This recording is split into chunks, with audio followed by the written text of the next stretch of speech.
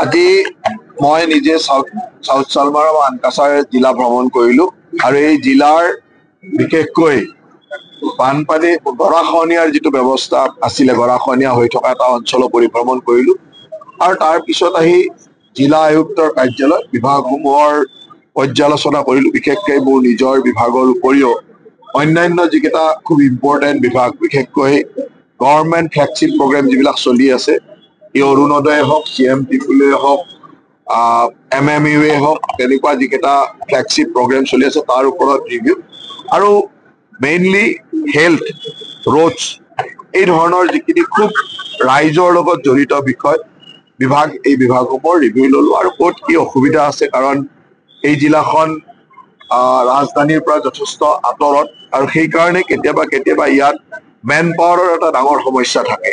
ইয়াত মানুহ যি ধৰণে আমাৰ থাকিব লাগে সেই ধৰণৰ ষ্টাফ বা সেই ধৰণৰ এমপ্লয়ৰ অসুবিধা থাকে, যাৰ কাৰণে কামবিলাকত অলপ ব্যাঘাত জন্মে। সেই ধৰণৰ কথাবিলাক খুব পুংখানুপুংখভাৱে চালো আৰু যিখিনি মোৰ বিভাগৰ বা যিখিনি ডাইৰেকশ্যন দিব লাগে আয়ুক্ত ডাঙৰীয়া সেই ধৰণৰ নিৰ্দেশনাখিনি দিছো, যাতে এই জিলাখনৰ ৰাইজে আমাৰ চৰকাৰখনৰ পৰা পাব লগা সুবিধাসমূহ খুব সুন্দৰভাৱে পায়।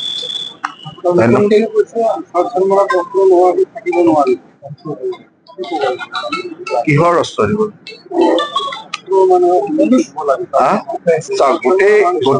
গোটেই অসমতে য'ত বিভিন্ন মানুহৰ নিজৰ সুৰক্ষাৰ কাৰণে অস্ত্ৰ বিচাৰিছে বা বিচাৰিব পাৰে, সেই ধৰণত আমি এখন আইন আনিছো। সেই আইন মতে যোনে বিচাৰিব তাত পাব।